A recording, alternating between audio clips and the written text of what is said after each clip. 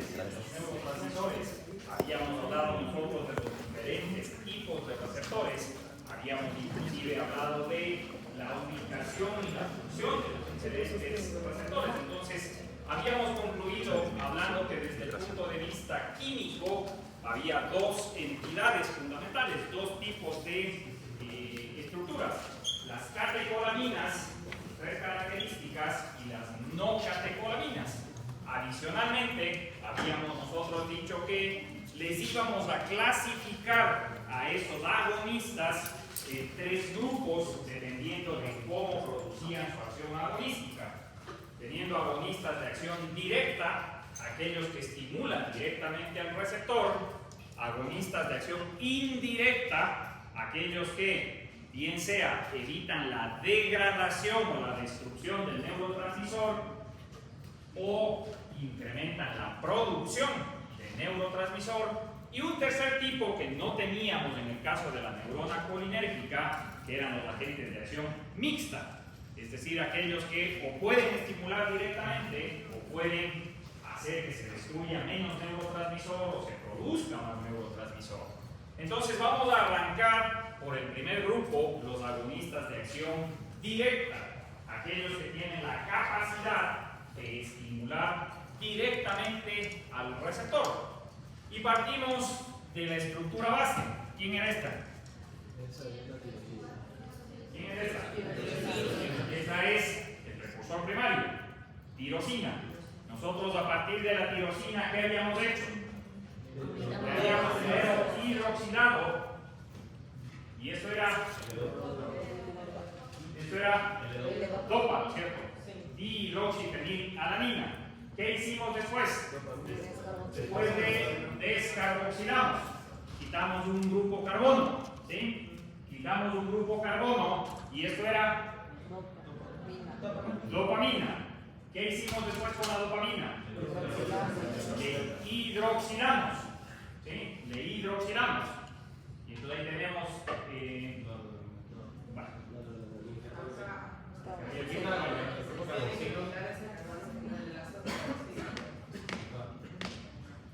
vamos a quitarle el carbono de una vez.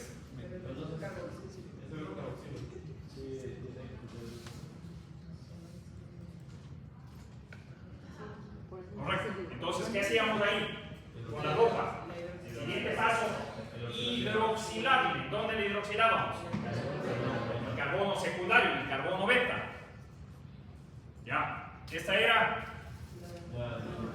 noradrenalina. Posterior a la noradrenalina, ¿qué venía? Tenía que salir a la circulación, glándulas suprarrenales. Y en las glándulas suprarrenales, ¿qué hacíamos?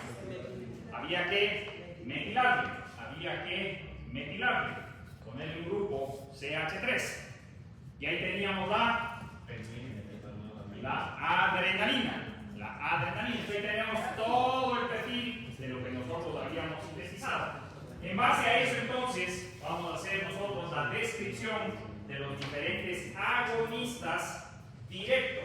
Y el primero que vamos a revisar, aun cuando no es el primero que se forma, sino que es de los agentes endógenos el que puede tener mayor utilidad exógena. Es decir, cuando yo administro exógenamente, el que puede tener la mayor actividad en el organismo. Entonces, nuestro primer agonista directo va a ser la adrenalina.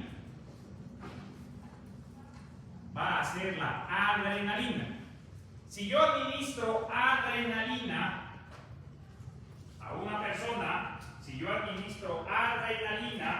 lo primero que tengo que estar claro es que la adrenalina tiene la capacidad de poder activar tanto a los receptores alfa como a los receptores beta. Sin embargo, ya nosotros habíamos descrito de qué dependía mayor actividad sobre alfa o mayor actividad sobre beta. ¿De qué dependía? De la cantidad de grupos metilo. Por lo tanto, si yo administro adrenalina, ¿sobre quién actuará primariamente? ¿Sobre alfa o beta?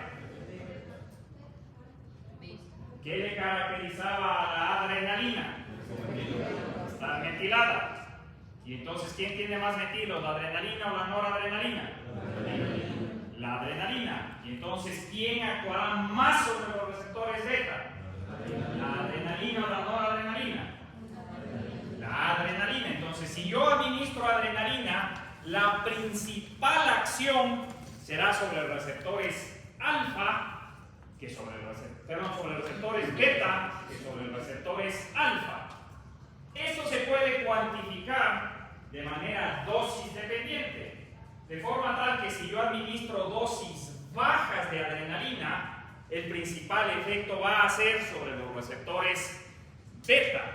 Si yo administro dosis altas de adrenalina, el efecto va a ser sobre los receptores alfa, inevitablemente. Si eso le traducimos a la clínica, querría decir que si yo doy en primera instancia adrenalina en dosis bajas, ¿qué pronosticarían ustedes que sucede en el individuo?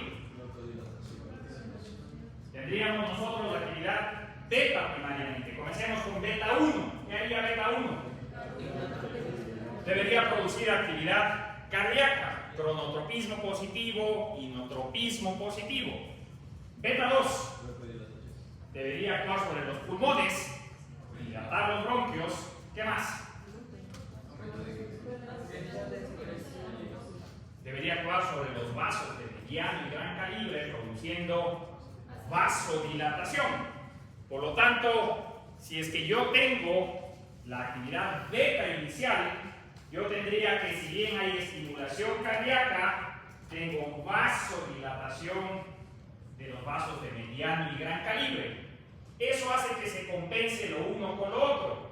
Y por lo tanto, si yo doy adrenalina en dosis bajas, no hay realmente un efecto hemodinámico importante, porque la mayor actividad cardíaca se compensa con la vasodilatación de los vasos de mediano y gran calibre. Pero si yo subo la dosis y entonces empieza a haber actividad alfa-adrenérgica, eso va a redundar inevitablemente en vasoconstricción. Y por lo tanto la adrenalina va a producir aumento de la presión arterial. Porque en ese caso la vasoconstricción no tiene compensación. Y por lo tanto, al haber estimulación cardíaca, al haber vasoconstricción, la vasodilatación de los vasos de mediano y gran calibre no logra compensar y se produce elevación de la presión arterial. Sí. Pero la vasodilatación no se produce como que en las arterias de los músculos esqueléticos y la otra es constricción en la... Claro, por eso no logra el efecto beta 2 minimizar el efecto alfa 1. Si yo comparo alfa 1 versus beta 2, siempre alfa 1 va a tener un predominio y va a producir un efecto hipertensivo. Entonces, por esa razón, si nosotros administráramos adrenalina, el primer efecto que vamos a observar es a nivel cardíaco. No olvidar que ¿qué hará adrenalina, a nivel del riñón? Les dije que no escribían nada. ¿Qué hace? Aumento de la... El primer efecto, el primer fenómeno, ¿cuál va a ser? Disminución de la perfusión renal, ¿no es cierto? Vasoconstricción de la arteria renal tiene que ser el primer fenómeno. 2. Producto de la vasoconstricción renal se estimula la liberación de renina. Renina que va a ir por su lado a producir activación del sistema renina, angiotensina, aldosterona.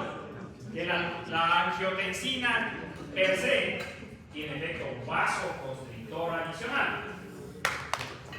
Y como consecuencia de aquello, se va a producir retención de sal y se va a producir retención de agua, como un mecanismo de compensación frente a la disminución del flujo renal. Entonces, si yo aumento la retención de sal y la retención de agua, aumenta el volumen circulante, aumenta la precarga, y si aumenta la precarga, aumenta el gasto cardíaco, más elevación de la presión arterial.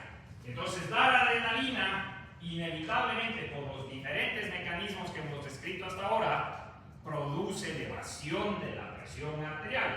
el principal indicador del efecto de la adrenalina será entonces a nivel cardiovascular. Como existe efecto alfa 1, además de aumentar la resistencia vascular periférica, esa vasoconstricción produce hipoflujo principalmente evidente a nivel de las arterias de pequeño calibre. Entonces habrá hipoflujo en la piel, habrá hipoflujo en las membranas, habrá hipoflujo en las vísceras, fundamentalmente.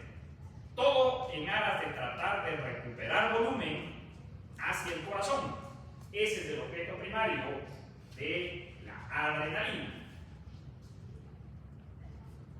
Ya se mencionó que en el tracto respiratorio, adrenalina va a producir una potente broncodilatación, un efecto típicamente beta 2, razón por la cual la adrenalina es extremadamente útil cuando existen procesos de hipersensibilidad, básicamente los relacionados con degranulación de las células mastocíticas, con liberación de histamina.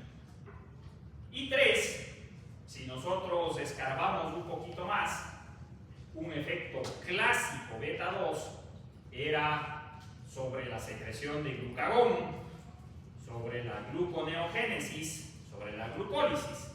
Por lo tanto, dar adrenalina inevitablemente va a producir elevación de los niveles plasmáticos de glucosa. Hiperglicemia. Tanto por los efectos beta, cuanto por el efecto sumativo alfa 2. ¿Qué hacía alfa 2?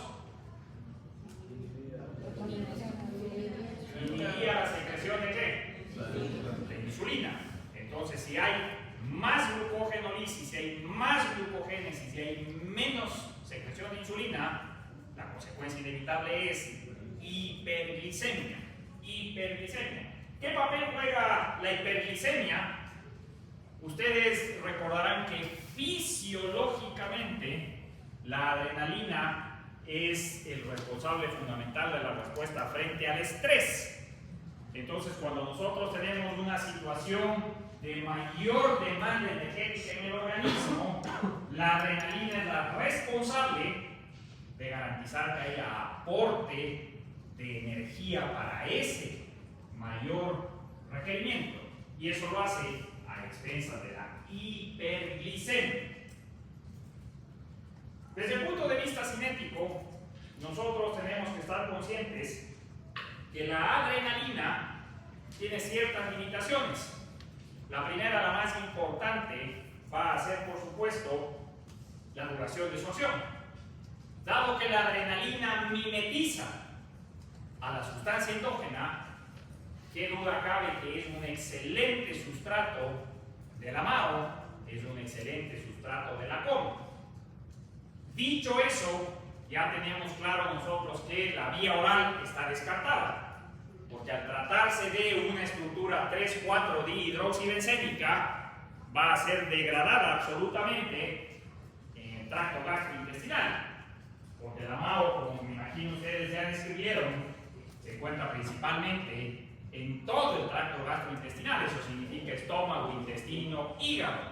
Entonces, por donde uno apunte, si doy adrenalina por vía oral, no va a tener posibilidad prácticamente de llegar a la circulación. Entonces tengo que recurrir a la vía parenteral. Yo puedo dar adrenalina por vía intravenosa, en cuyo caso garantizo que llega la totalidad al torrente sanguíneo, pero no me exime de la degradación a nivel plasmático de la adrenalina. Por eso es que la adrenalina inevitablemente tiene una acción transitoria, una acción fugaz. Se la puede, sin embargo, utilizar por múltiples otras vías de administración. Se puede dar por vía intramuscular, se puede dar por vía subcutánea, se puede dar por vía endotraqueal, se puede dar por vía pulmonar. Pero eso no exime la exposición a la MAO, la exposición a la COM. Por lo tanto, independientemente de la vía por la que se utilice, el efecto fugaz es la característica inevitable. Una vez que la adrenalina se expone a la MAO y a la COM, una vez que la adrenalina es degradada, va a ser eliminada del organismo a través del riñón, por vía urinaria. Y nosotros tenemos dos metabolitos que son los más comunes, producto de la degradación de la adrenalina. La metanefrina y el ácido vanililmandélico. La metanefrina y el ácido vanililmandélico. El ácido vanililmandélico, les comento, era durante muchos años, antes de que tengamos nosotros esta creciente mejora en los métodos diagnósticos, el ácido vanililmandélico era el estándar de oro para el diagnóstico de feocromocitoma. Cuando sospechábamos que un paciente hipertenso, refractario al tratamiento, no respondía al tratamiento, uno sospechaba que quizás tenía una tumoración suprarrenal. Hoy es sencillo. Uno le hace una ecografía, le hace una tomografía, una resonancia y va a ver ahí la bola, va a ver el tumor. Pero antes de que tengamos eso, lo único que había era imagen básica, rayos X, y era virtualmente imposible poder ver una tumoración. Entonces nosotros utilizábamos la determinación del ácido vanililmandélico como un sinónimo de hiperproducción de adrenalina endógenamente, y con eso hacíamos el diagnóstico del laboratorio de feocromocitoma. Hoy vuelvo y repito, la utilidad del ácido vanililmandélico ha bajado considerablemente, pero no así del otro metabolito, de la metanefrina. La metanefrina tiene ahora una connotación muy importante en la parte deportiva. Es una de las tantas pruebas de barrido que se hace para el doping, para ver si es que el atleta ha consumido productos relacionados con las catecolaminas. Y ustedes dirán, ¿y por qué? Porque obviamente si la persona recibe adrenalina, va a tener una mejor capacidad física de desempeño, va a ventilar mejor, va a perfundir mejor, va a tener mayor resistencia. Entonces la metanefrina es ahora parte del pool de pruebas antidoping que se hace a los atletas, y por eso teóricamente todos saben al respecto, y sus médicos deportivos mucho más, por supuesto, mucho más. Por todo lo que hemos descrito, el uso de la adrenalina se torna bastante limitado en la práctica. El principal uso que ustedes van a ver, el más común, el más frecuente, es en el manejo del shock anafiláctico. Cuando nosotros tenemos una reacción de hipersensibilidad tipo 1, la característica fundamental que se produce es broncoespasmo, dificultad respiratoria, que es lo que pone en riesgo la vida del individuo. Entonces, para revertir eso, se utiliza la adrenalina. Por eso ustedes verán que comercialmente aquí no se consigue usualmente, ya saben que estamos nosotros siempre en otra realidad, pero por ejemplo en la mayoría de países venden esas jeringuillas precargadas que tienen la dosis de adrenalina y que tienen los pacientes que tienen algún tipo de alergia alimentaria o que sufren, por ejemplo, de asma severo, asma no controlado. Para en la eventualidad de tener la necesidad de revertir el broncoespasmo, aplicar por vía intramuscular. El periodo de latencia que tiene la adrenalina por vía intramuscular es relativamente corto. Y digo relativamente porque para nosotros puede sonar corto, para el paciente es una eternidad, indiscutiblemente. Cuando ustedes aplican la adrenalina por vía intramuscular, el periodo de latencia es aproximadamente entre 2 a 3 minutos. Es lo que se demora en alcanzar el torrente sanguíneo y producir la reversión del broncoespasmo. Segundo uso que tiene la adrenalina, se suele utilizar tópicamente, se suele utilizar en conjunción, en asociación con los anestésicos locales. Ustedes cuando ya están haciendo sus prácticas y llega una persona con una cortadura o una herida, normalmente para poder suturarle tienen que hacer uso de un anestésico local para que no exista mayor molestia para la persona. Cuando ustedes escogen el anestésico, que por lo general es la lidocaína, suelen tener dos formulaciones: lidocaína sola y lidocaína con adrenalina. La lógica de ponerle adrenalina es que se produzca vasoconstricción. No es para que no sangre, es para que el anestésico perdure durante más tiempo. Ese es el objetivo primario de ponerle el vasoconstrictor. Siempre recordar, valga la ocasión, que nosotros tenemos que evitar a toda costa la hipoperfusión tisular, porque la hipoperfusión produce daño tisular, necrosis. Entonces, cuando ustedes tengan que suturar manos, pies, cara, nunca utilizar anestésico con vasoconstrictor. Es anestésico solo, porque son zonas de hipoperfusión que tienen poca irrigación, y si ponemos vasoconstrictor podemos llevar a una complicación.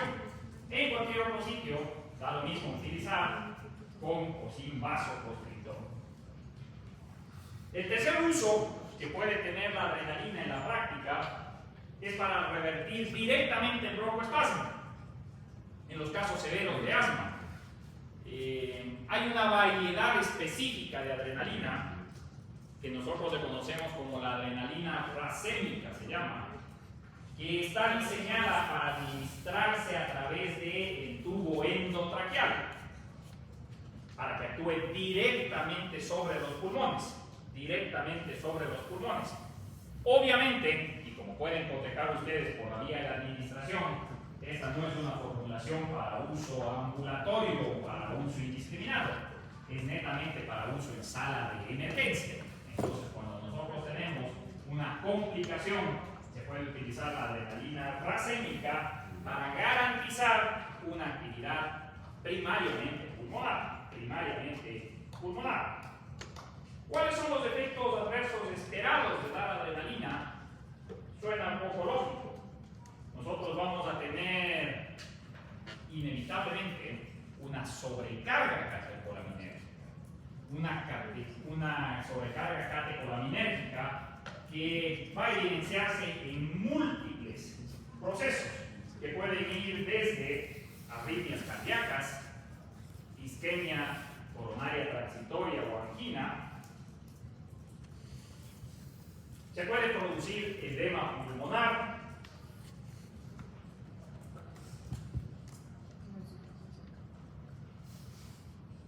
ya hemos dicho la hiperglicemia, que en el caso de los pacientes que tienen de base diabetes va a producir descontrol metabólico. Y algo muy interesante: trastornos del sistema nervioso central,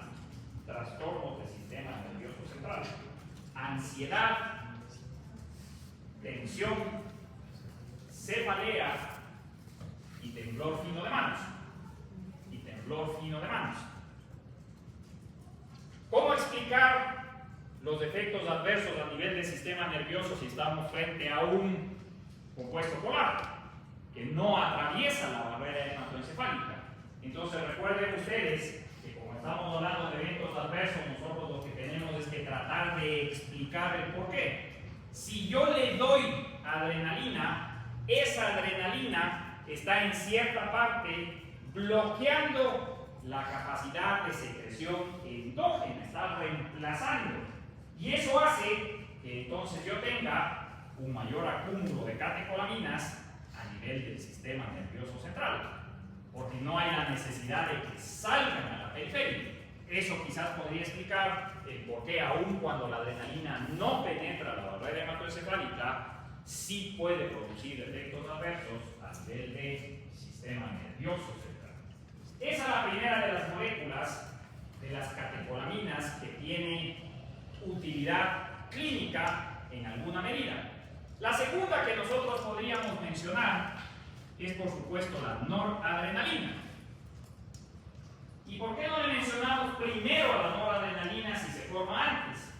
Porque ustedes recordarán que esa noradrenalina que iba a las glándulas suprarrenales y que se transformaba en adrenalina, produce una balanza que beneficia hacia la adrenalina. Cuando se libera a partir de las células cromagines, el 80% sale como adrenalina y tan solo un 20% sale como noradrenalina. Entonces la actividad de la adrenalina es predominante en el organismo frente a la noradrenalina. Si a mí se me ocurriera administrar noradrenalina, que ya sé que no puedo hacer por vía oral, por las mismas razones que ya hemos explicado, supongamos que yo le inyecto noradrenalina a un individuo. ¿Qué se les ocurre a ustedes que será, por lógica, lo primero que suceda al inyectarle noradrenalina a esa persona? ¿Qué será lo primero que sucederá con esa noradrenalina? Lo primero que se degrade, ¿no es cierto? Lo primero que se degrade, al igual que la adrenalina, que sea sustrato de la MAO, que sea sustrato de la COM. Entonces ya tenemos que la acción sería fugaz, transitoria como la adrenalina. ¿Cuál será la segunda cosa que se les viene a la mente a ustedes? ¿Qué pasará al inyectar noradrenalina con la que sobreviva a la MAO o a la COM? ¿Qué pasará? Se va a ir a las suprarrenales para convertirse en adrenalina. Entonces, dar noradrenalina termina siendo funcionalmente una forma indirecta de dar adrenalina. Eso es lo que tenemos que estar claro y eso ya no necesita más explicación. Pero supongamos nosotros que queremos maximizar el efecto de la noradrenalina. Entonces, si yo diera noradrenalina y no se degrada, no se transforma en adrenalina, ¿sobre quién tendrá más actividad? ¿Alfa o beta? Alfa, ¿no es cierto? Como no está metilada, actúa pobremente sobre los receptores beta y su acción primaria va a ser alfa-adrenérgica. Por lo tanto, dar noradrenalina sería sinónimo de ¿qué? Clínicamente. Vasoconstricción, ¿no es cierto? Vasoconstricción. Aumento de la resistencia vascular periférica, aumento de la presión arterial. Un efecto vasoconstrictor. Es por esa razón que cuando se utiliza noradrenalina, muy eventualmente se lo hace con una finalidad netamente vasoconstrictora. Netamente vasoconstrictora.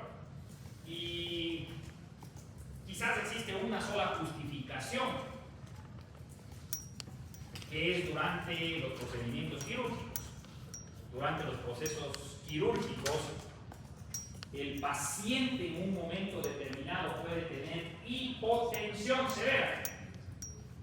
Y para no compensar con volumen, lo que se puede hacer es tratar de recuperar volumen endógeno, vasoconstricción. Entonces ustedes van a ver que la noradrenalina, si es que le queremos rescatar algún uso, puede ser en sala de cirugía, en sala quirúrgica.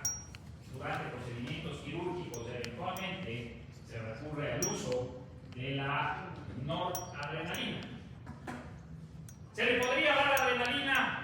Sí, pero es que no podemos separar el efecto cardíaco del efecto vascular. Entonces, por eso dar noradrenalina en cierta manera podría tener una cierta funcionalidad.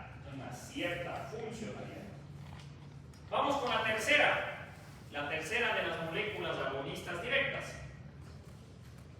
la dopamina. La primera de las catecolaminas que nosotros sintetizamos. ¿Por qué no le mencionamos a la dopamina en primera instancia? Porque ya sí.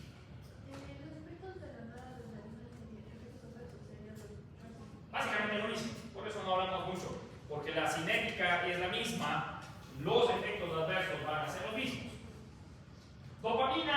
le dejamos un poco relegada porque no es exclusivamente catecolamina que actúe sobre los receptores adrenérgicos. Si bien dopamina puede estimular alfa y beta, dopamina también puede estimular sus propios receptores dopaminérgicos. Eso ya habíamos mencionado desde el inicio de nosotros. Y eso le da una diversidad de actividades más allá de la neurona simpática. Más allá de la neurona simpática. Por eso la administración de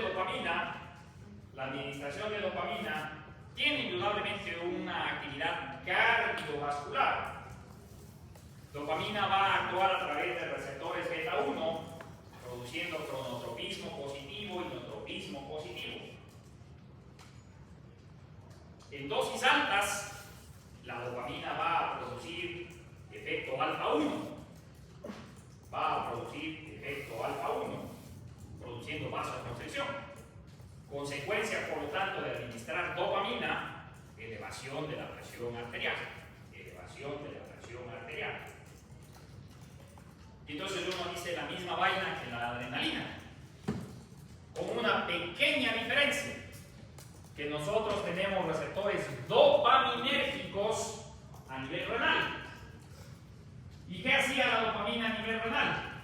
Seguramente ustedes se acordarán que el efecto dopaminérgico a nivel renal producía aumento del calibre de la arteria aferente renal, producía aumento de la perfusión renal, y eso marca una grandísima diferencia, por lo tanto, entre el uso de adrenalina y dopamina. Porque si yo doy adrenalina para recuperar volumen y subir la presión arterial, inevitablemente estoy produciendo hipoflujo renal. Inevitablemente yo mismo le estoy poniendo en peligro al riñón. Sí le voy a salvar al individuo porque estoy recuperando volumen, pero estoy corriendo el riesgo de que ese riñón se lesione, que quede con hipoflujo. Entonces, para evitar eso, la droga de emergencia frente a la hipotensión severa debería ser la dopamina, porque dopamina va a producir efecto cardiovascular positivo, cronotropismo positivo, inotropismo positivo, vasoconstricción periférica, pero va a respetar el flujo renal, va a permitir que el flujo renal no se vea afectado. Entonces, droga de elección en emergencia, dopamina. Hay que darle dopamina. Efectos adversos de la dopamina. Tenemos nosotros una mezcla entre los efectos que ya describimos de la adrenalina por el efecto catecolinérgico y los propios de la dopamina. El más importante siempre a destacar, los efectos que tienen que ver con los receptores D2. ¿Dónde se encontraba D2? Quimioreceptor de náusea y vómito. Por lo tanto, cuando se da dopamina, inevitablemente hay náusea, hay vómito. Los efectos cardíacos propios de la dopamina pueden producir efectos adversos adicionales. Pero en todo caso, lo importante es recordar droga de elección cuando existe una emergencia cardiovascular y queremos proteger, preservar el riñón. Tendríamos que mencionar nosotros la cuarta de las drogas que habíamos utilizado en nuestro preámbulo, que sería el isoproterenol. El isoproterenol. El isoproterenol, habíamos dicho nosotros, catecolamina no endógena. Catecolamina no endógena. ¿Qué le caracterizaba al isoproterenol? Estimular en mayor medida ¿a quién? A los receptores beta. Por lo tanto, si yo quisiera graficar el isoproterenol, ¿qué debe tener en relación a la noradrenalina? Muchos más grupos metilo. ¿Qué debe tener en relación a la adrenalina? Más grupos metilo. De hecho, si nosotros aquí le graficamos al isoproterenol, este es el isoproterenol. Entonces, donde estaba metilada la adrenalina, colocamos dos grupos metilo más. Entonces, el isoproterenol tiene 3 grupos metilo a diferencia de la noradrenalina. Evidentemente, por eso tiene una acción predominantemente beta-adrenérgica. Dar isoproterenol va entonces a estimular a receptores beta 1 y receptores beta 2. No discrimina entre beta 1 y beta 2.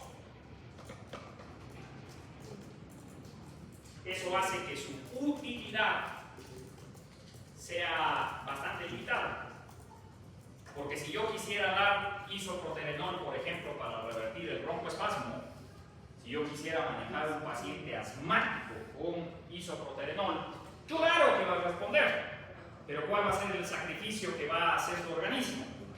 Va a tener estimulación cardíaca, inevitablemente, y va a tener cronotropismo positivo y notropismo positivo, va a tener una taquicardia muy marcada, va a tener aumento del gasto cardíaco y hasta podríamos desarrollar una hipertensión iatrogénica. Entonces, por eso el isoproterenol nos sirve a nosotros como punto de partida para poder hacer la caracterización de los receptores, pero la utilidad es muy limitada. La utilidad clínica del isoproterenol es sumamente limitada. Con eso nosotros podríamos tener la descripción entonces de estas 4 moléculas que corresponderían implícitamente al grupo químico de las catecolaminas. Característica global de todas ellas, estructura 3,4-dihidroxibencénica. 3,4-dihidroxibencénica. Con eso en mente, entonces empecemos a analizar nosotros moléculas que sean no catecolaminas. Y para que pierdan la categoría de catecolaminas, ¿qué teníamos que hacer nosotros? Destruir la estructura 3,4-dihidroxibencénica. Simple y llanamente. Entonces, el momento que yo quito... Sí. Una pregunta. ¿El CH no iba ligado al grupo aminoácido? ¿Cómo es la estructura 3 qué? Aquí. Sí, claro, estamos poniendo acá nada más para ejemplificar. Sí. En la clínica para nada, no se usa. El isoproterenol, por eso fue el primer intento para tratar de sacar análogos, pero se vio que como hay esa incompatibilidad entre beta 1 y beta 2, no tiene utilidad clínica. Se puede utilizar eventualmente para ver sensibilidad, pero en la clínica no hay uso del isoproterenol. Entonces vamos nosotros ahora a ver moléculas no catecolaminas. Característica de las no catecolaminas inicialmente va a ser más larga duración de acción, va a ser posibilidad de uso por vía oral, va a ser penetración barrera hematoencefálica, pero van a tener menos potencia. En comparación a las catecolaminas. La primera que podríamos mencionar, la primera que podríamos nosotros referir, quizás por practicidad, la primera que nosotros podríamos aclarar es la fenilefrina. Porque la fenilefrina resulta de la modificación más sencilla que la fenilefrina hace relación a la remoción de uno de los grupos hidroxilo. Haciéndole a la molécula un poco menos polar. Sigue siendo polar todavía, pero al ser menos polar, nosotros ¿qué ventaja ganamos? Que la fenilefrina es menos sustrato para la MAO y para la COM. Quizás no gana suficiente cambio de la polaridad para poder atravesar la barrera hematoencefálica. Pero sí, nosotros logramos una selectividad en términos de la acción. La fenilefrina es un agente que actúa predominantemente como agonista de los receptores alfa 1 y por lo tanto es un vasoconstrictor indiscutible. No tiene actividad cardíaca, tiene actividad pulmonar. Sin embargo, cuando ustedes administran la fenilefrina, la respuesta en el organismo más bien es bradicardia. Más bien es bradicardia. Una bradicardia que es refleja. Una bradicardia que es refleja para tratar de compensar la vasoconstricción que produce la fenilefrina directamente. Nosotros usamos la fenilefrina en el ámbito hospitalario para tratar la hipotensión, particularmente la hipotensión transquirúrgica. La hipotensión transquirúrgica será mucho más efectivo que darle noradrenalina, porque no vamos a tener esa degradación rápida, porque no vamos a tener esa conversión en adrenalina. Entonces, por eso es a nivel hospitalario la fenilefrina primariamente utilizada para revertir la hipotensión quirúrgica. Administrada en dosis altas, la vasoconstricción inducida por la fenilefrina va a producir indiscutiblemente cefalea, puede producir trastornos de la conducción cardíaca.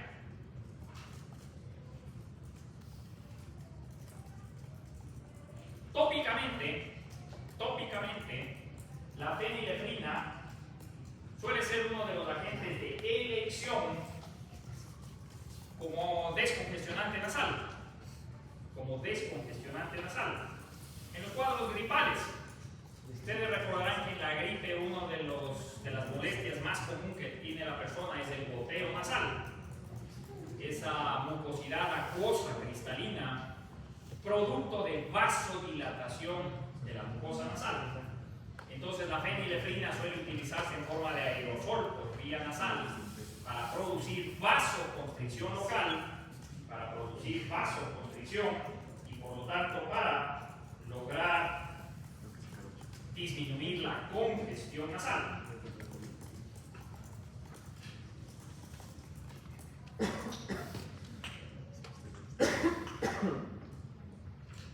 Existe siempre la posibilidad por la vía nasal de absorción, como ustedes recordarán. Existe la posibilidad de absorción. Y si administramos nosotros la fenilefrina, por vía nasal, existe la posibilidad de que dependiendo de la dosis pueda llegar al torrente sanguíneo. En cuyo caso nosotros podríamos tener un incremento en la excreción de los metabolitos de la adrenalina. Ya podrán cotejar ustedes entonces que por eso, desde el ámbito deportivo, el uso de los descongestionantes nasales no es permitido. Para los que sean más adeptos al fútbol, ustedes quizás se acordarán en el Mundial de, no sé cuándo los habrán contado, no se me acordaron, pero en el Mundial de México 86, cuando fue el famoso problema de Maradona, que fue la primera vez que dio positivo al doping. Y él decía que él estaba con problemas para respirar y que en México, o ahí es igual que aquí, le venden a uno cualquier cosa, él se fue a la farmacia y le dijo, ¿tiene algo para que pueda respirar mejor? Y que le dieron un producto que ha tenido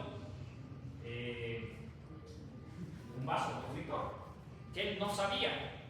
Claro, fue muy polémico, al final dijeron que sí podía ser, que no podía ser, ya después se supo que le entraba la coca duro. Debe haber sido desde ese entonces. Pero por eso, deportivamente, no se puede utilizar descongestionantes nasales, al menos los que estén basados en fenilefrina, porque tiene ese comportamiento cívico. Tenemos nosotros otras moléculas, como por ejemplo la nafazolina y sus derivados. La nafazolina tiene dos derivados químicamente emparentados, la oximetazolina y la tetrahidrosolina. ¿Qué podemos rescatar de la nafasolina? La nafasolina, un agente sintético, por ende no catecolamina, que actúa directamente sobre los receptores alfa 1 y alfa 2. Alfa 1 y alfa 2.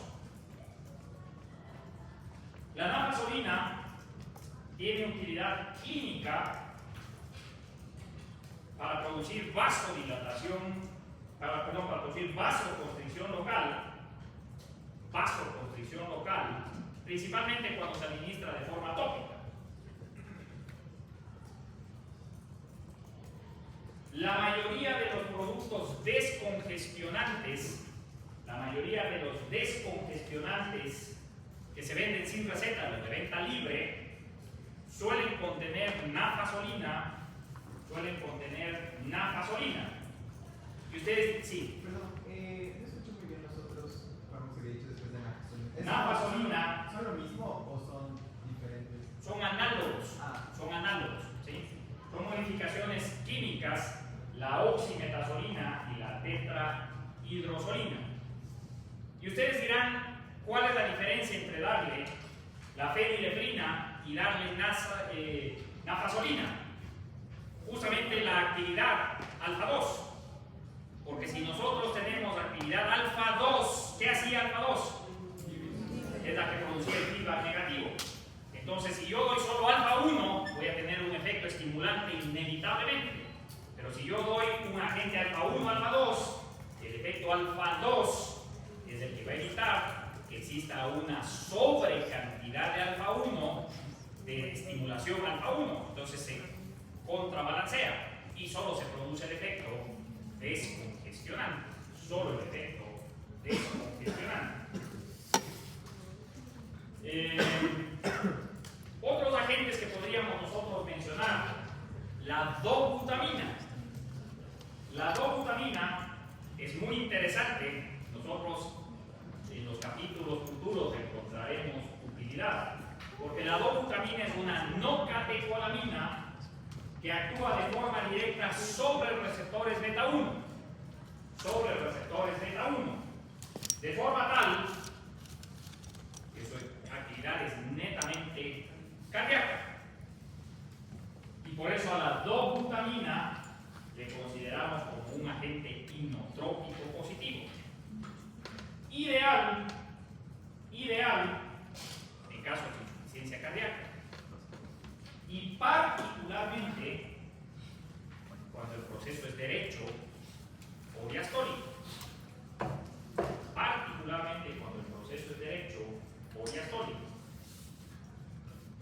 Indudablemente, con la dobutamina lo que a nosotros nos va a preocupar es que se pueda producir el otro efecto beta 1, que es cronotropismo positivo. Entonces, el principal problema con la dobutamina es el potencial arritmogénico que puede tener, el potencial arritmogénico que tiene. Es un excelente inotrópico, pero inevitablemente es una droga arritmogénica.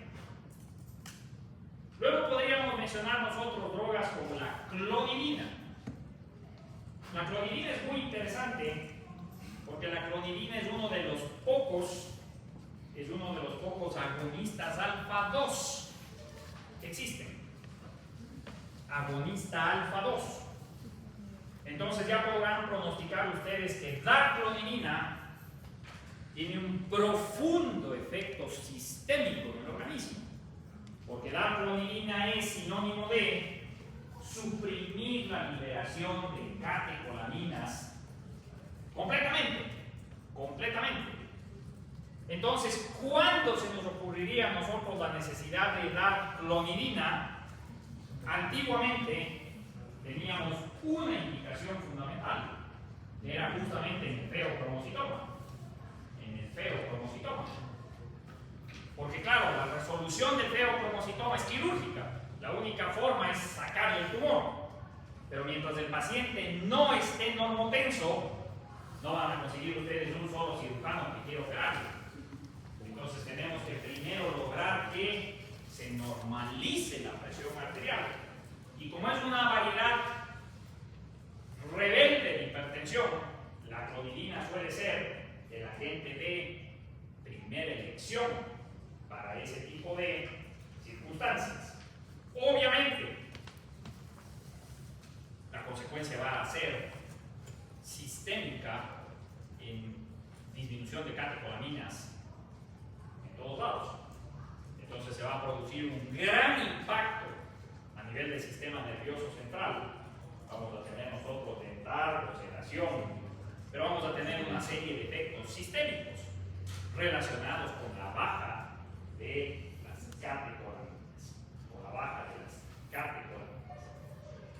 Podríamos mencionar drogas como por ejemplo el albuterol y sus derivados. El albuterol tiene varios derivados. La diferencia fundamental entre los derivados del albuterol es prácticamente cinética. Es cinética, es decir, la duración de la acción que tiene. ¿Qué es lo que hace el albuterol y sus derivados?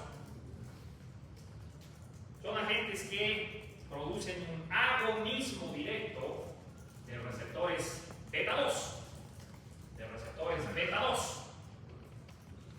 Por lo tanto, el primario uso del albuterol y sus derivados, por lógica, va a ser en patología respiratoria.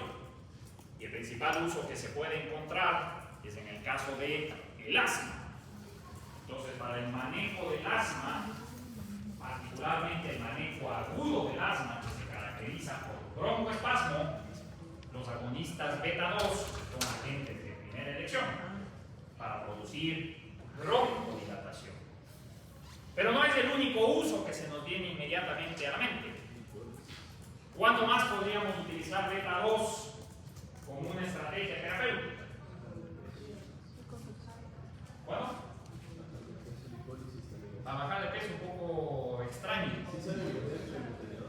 Sí, un poco extraño.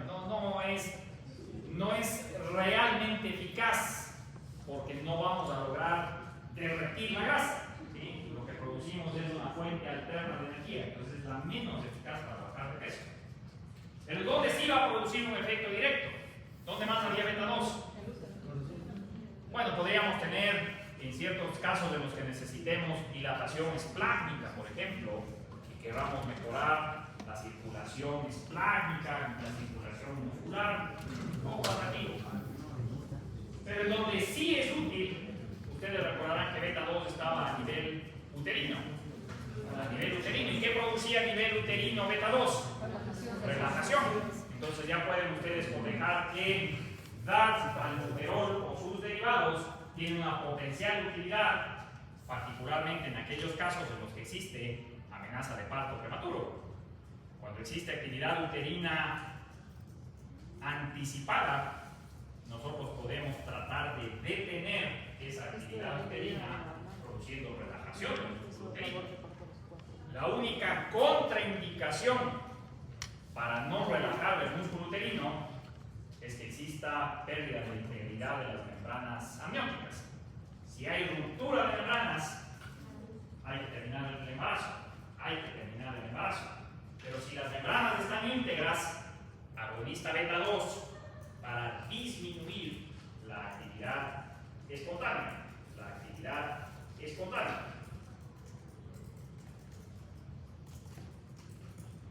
Eso quizás ejemplifica a la mayoría. Creo que en el libro hay 2 o 3 más agentes que se mencionan. No catecolaminérgicos. Todos los demás son no catecolaminérgicos. Y lo que les diferencia es la posibilidad de la actividad selectiva que nosotros podemos generar. Entonces, más bien hablemos de los agentes de acción indirecta. Hablemos nosotros de los agentes de acción indirecta. Y cuando hablamos nosotros de los agentes de acción indirecta, habíamos dicho que podía ser o disminuir la degradación o aumentar la producción. Por eso, quizás el primero que vale la pena mencionar, el que tiene menor capacidad farmacológica, es la tiramina. La tiramina no es un fármaco, la tiramina no tiene actividad farmacológica per se. La tiramina más bien le categorizamos nosotros como un alimento, como un componente nutricional. Esa sería la definición correcta. La tiramina es un producto que se encuentra predominantemente en los alimentos que son susceptibles de maduración o de envejecimiento. Los que fermentan, como por ejemplo las bebidas alcohólicas, ¿sí? Como por ejemplo las bebidas alcohólicas, como por ejemplo los lácteos, los quesos, ¿sí? Como por ejemplo las vísceras. Las vísceras son ricas en tiramina. La tiramina tiene una analogía estructural, como su nombre sugiere, con la tirosina. Tiene una analogía química con la tirosina. De forma que en condiciones normales, cuando ustedes consumen productos que tienen tiramina, la absorción de la tiramina es incipiente, es insignificante. La MAO, en el tracto digestivo, se encarga de degradarle a la tirosina y a la tiramina. Por lo tanto, la absorción, la ganancia de concentraciones de tiramina en condiciones normales es mínima, es irrelevante. ¿Cuándo toma importancia para nosotros esto? Cuando nosotros tenemos una mala función de la MAO.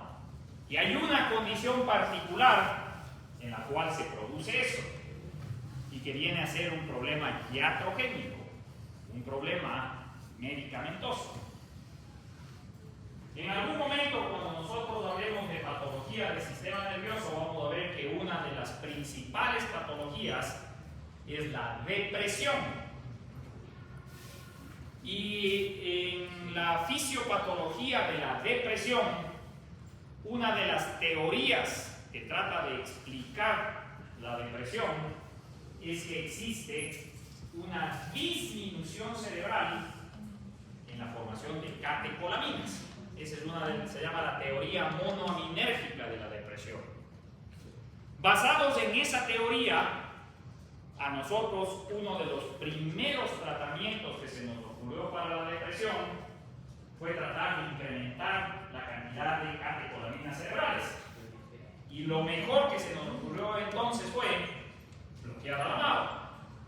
Bloquear a la MAO, porque si yo le bloqueo a la MAO, toda esa catecolamina que se recaptaba ya no es destruida. Y como no estaba vesiculada, sale libremente. Y entonces produce una sobreestimulación cerebral. Hace mucha lógica. Lo que no sabíamos cuando empezamos con ese tipo de tratamiento es que, por supuesto, se va a producir un exceso de catecolaminas en todo el organismo, número uno. Y número dos, muy importante, comienza a absorberse la tiramina. Y claro, al absorberse la tiramina, genera un problema inesperado, un problema paradójico, y es que el organismo le usa de forma equivocada la tiramina como si fuera tirosina. Y entonces se empiezan a producir falsas catecolaminas a partir de un sustrato incorrecto. Hasta ahí no habría problema, excepto que esas falsas catecolaminas sí tienen capacidad de actuar sobre los receptores catecolaminérgicos. Y entonces se produce una sobrecarga catecolaminérgica, que se va a ejemplificar por crisis hipertensiva. Por crisis hipertensiva, una crisis hipertensiva que sobre todo puede llevar a ruptura de vasos de pequeño calibre. Y hay dos sitios que son los que nos preocupan: corazón y cerebro. Corazón y cerebro. Por esa razón, todo paciente que toma inhibidores de la MAO, predominantemente para la depresión, debe saber que no puede consumir productos que contienen tiramina. Es una restricción nutricional que genera esas paradojas en la medicina, porque el paciente que estaba con depresión es el paciente que no tiene ánimo, que no quiere tener actividad social, que no quiere tener ningún tipo de relacionamiento. encuentra gusto a la vida. Le damos nosotros el inhibidor de la MAO y empieza a recuperar el gusto por la vida, quiere salir, quiere estar con sus amigos, pero no puede consumir nada que sea susceptible de envejecimiento o de fermentación. Entonces se vuelve deprimido. Primero de los agentes indirectos, la tiramina, el que menos problemas quizás nos causa. Segundo, el que realmente ahora es para nosotros un dolor de cabeza, la cocaína. La cocaína, he escuchado, sí, ojalá solo hayan escuchado. Yo tengo datos contrarios. La cocaína, la historia de la cocaína es muy interesante. La cocaína inicialmente fue descubierta medicinalmente. La cocaína es el primer anestésico local que nosotros tuvimos. Posteriormente se vio que tenía la capacidad de producir estimulación del sistema nervioso y ahí ya se tergiversó todo y se ha ido fuera de control. Pero de hecho, si ustedes médicamente quieren usar la cocaína, todavía se utiliza para procedimientos quirúrgicos mínimos. Extracción de las amígdalas, procesos de los pilares del paladar, en odontología, en oftalmología y algunas indicaciones. Obviamente tienen que firmar 1000 papeles para poder tener acceso, pero eso es legal. Lo que nos preocupa a nosotros es el uso ilegal.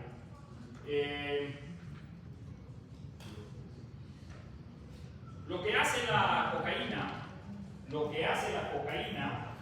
es promover la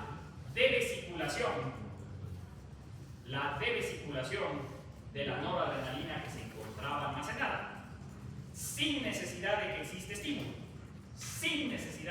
estímulo.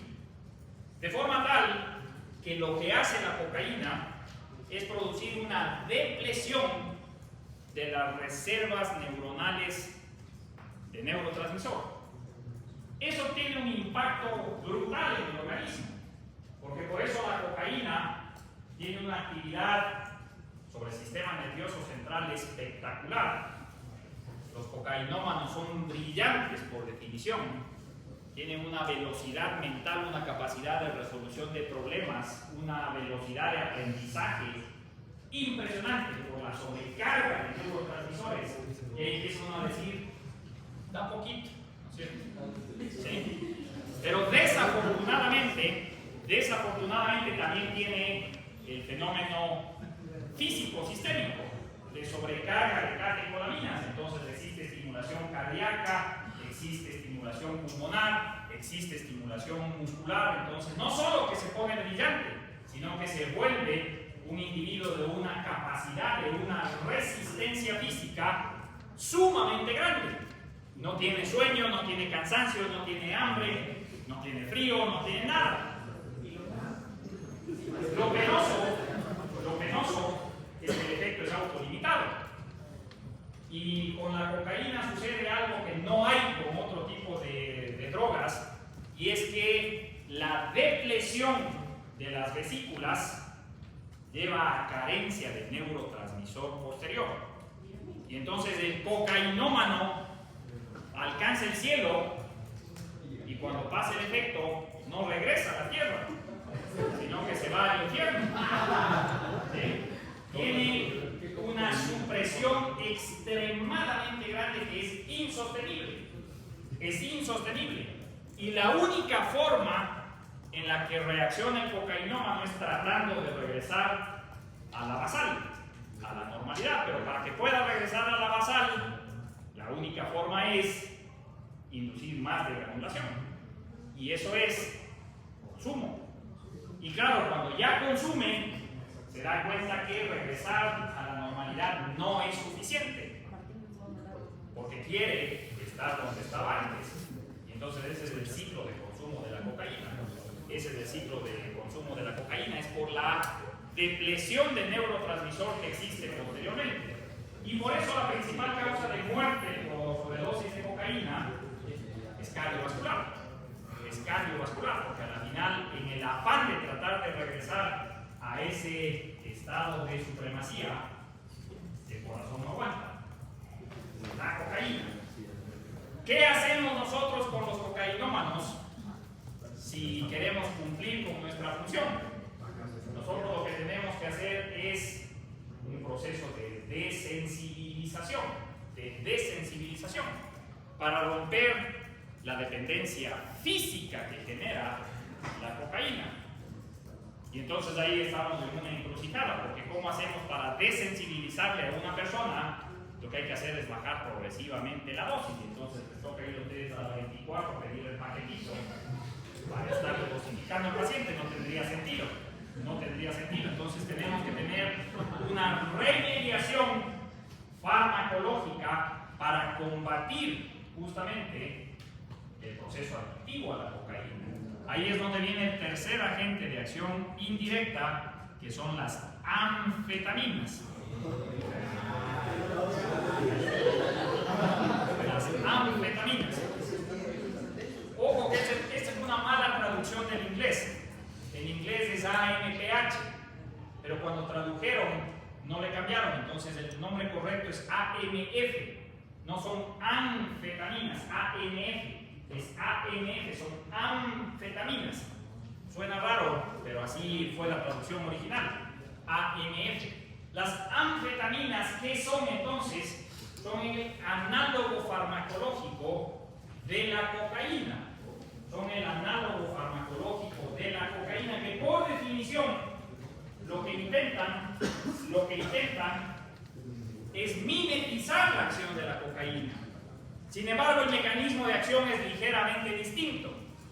En la cocaína nosotros dijimos que promueve degranulación. ¿Qué es lo que hacen las anfetaminas? Evitan la recaptación del neurotransmisor. ¿Se acuerdan que ese era el mecanismo de control cuando había exceso de neurotransmisor? Entonces bloquean esa capacidad de que el neurotransmisor reingrese y por lo tanto hacen que de todas maneras exista mayor cantidad de neurotransmisor. Desde el punto de vista práctico es exactamente lo mismo, porque hay sobreestimulación del botón postsináptico. Por eso las anfetaminas son drogas de extremado complejo manejo. Son drogas de una dificultad en el manejo extremadamente grande, porque por cuestión lógica es altamente factible que una persona pase del consumo de cocaína al consumo de anfetaminas. Y por lo tanto, la diferencia es que el uno es ilegal, el otro es legal. Entonces, por eso las anfetaminas tienen que ser utilizadas con mucha destreza, con mucha certeza y sobre todo con mucha experiencia, para evitar que lo que hagamos sea más desastroso de lo que ya existía. Con las anfetaminas ustedes van a leer algo que suena un poco raro y que suele ser tratamiento alterno para los niños que tienen síndrome de hiperactividad. Y uno dice, ¿cuál es la lógica por detrás? Si el niño ya está hiperactivo y le damos anfetamina, se va a disparar, va a ponerse recontra hiperactivo. Lo que queremos es hacer el mecanismo opuesto. Lo que queremos hacer es que se deplete de neurotransmisor para que al bajar la neurotransmisor disponible se logre la estabilización, pero eso es extremadamente riesgoso, es extremadamente complicado, porque si es que no se hace adecuadamente, lo que vamos a lograr es un resultado peor de lo que originalmente existía. Entonces las anfetaminas idealmente son la estrategia farmacológica para retiro en los procesos de adicción a la cocaína, para ir dosificando progresivamente hasta lograr que el individuo pueda sobreponerse al fenómeno adictivo y alcanzar la abstinencia. Y vamos por último con los agentes de acción mixta. Los agentes de acción mixta son aquellos que van a tratar de actuar sobre los dos elementos. O van a tener la capacidad. Sí. No, perdón, no me quedó muy claro como que tratamientos, porque el hecho de que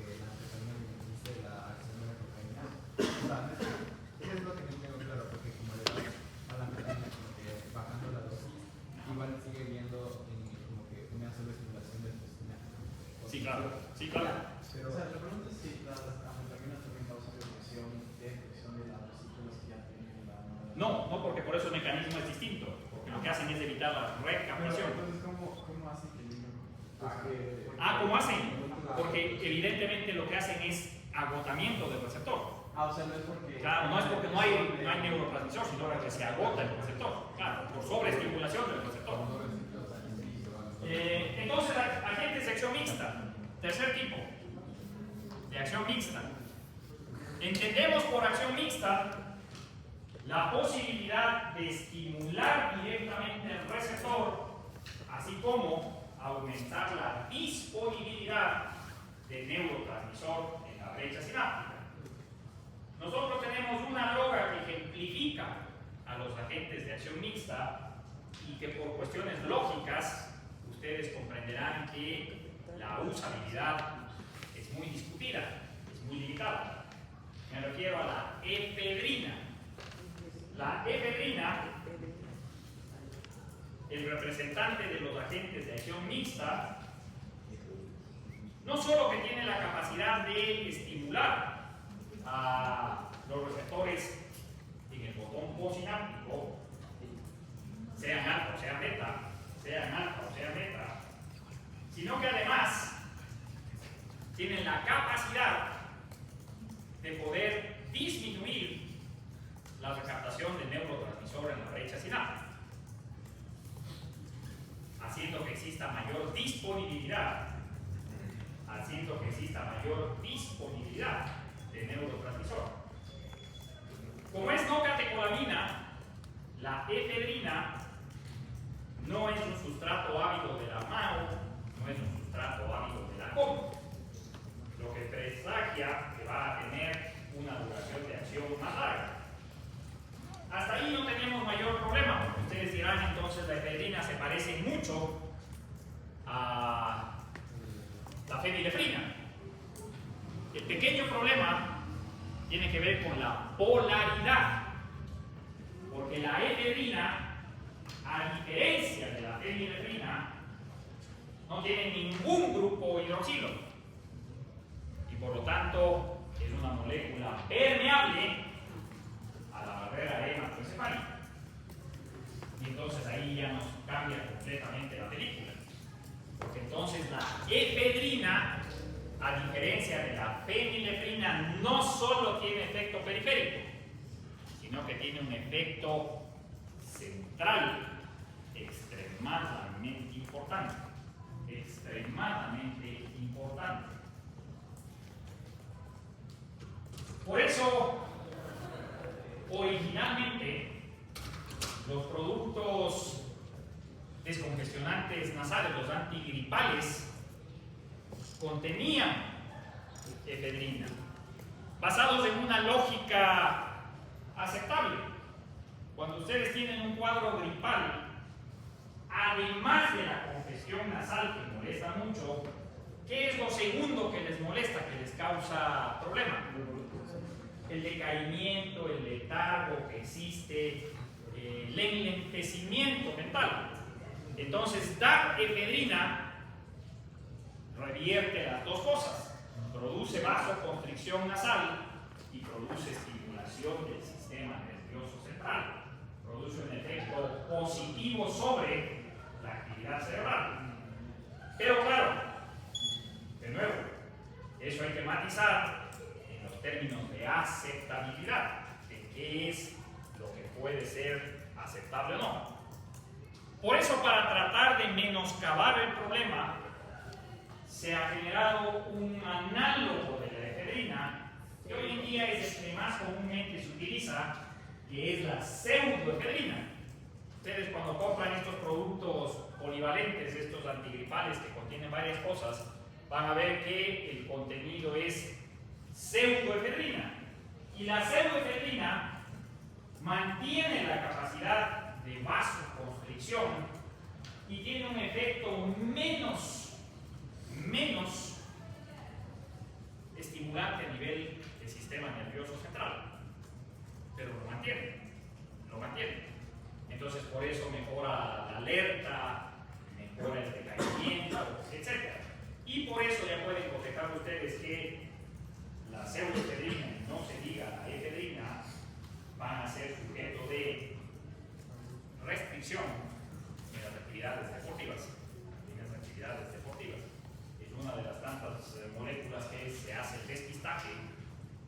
antidopaje. Antidopaje. Entonces, de esa forma, nosotros hemos navegado con las múltiples alternativas que tenemos para producir activación de la neurona adrenérgica en 3 mecanismos diferentes, en 3 formas diferentes. Habrá que saber escoger qué es lo que yo quiero que predomine para poder determinar cuál es la molécula que más me conviene. La próxima sesión, que va a ser nuestra última sesión, vamos a hablar del opuesto. Vamos a hablar del bloqueo de la neurona catecolinérgica, vamos a hablar de los antagonistas. Y por supuesto, como ya podrán ustedes imaginarse, lo que nosotros vamos a tener es que segregar de acuerdo a los diferentes tipos de receptores para poder lograr diferenciar las lesiones. Vamos a quedarnos ahí entonces. Prerequisito próxima semana, ya saben, sistema simpático. Sistema simpático. Bien.